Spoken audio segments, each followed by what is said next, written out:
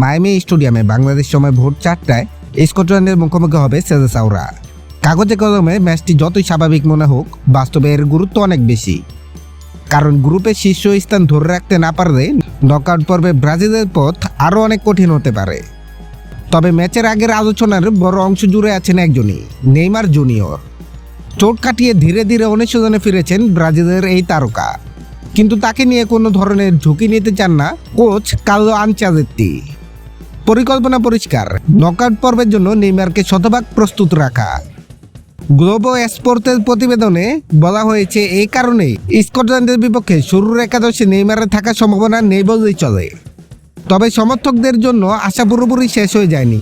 সাম্প্রতিক দিনগুলোতে তার শারীরিক অবস্থার উন্নতি সন্তোষজনক হওয়ায় ম্যাচের কোনো এক পর্যায়ে বদলি হিসাবে মাঠে নামার সম্ভাবনা রয়েছে।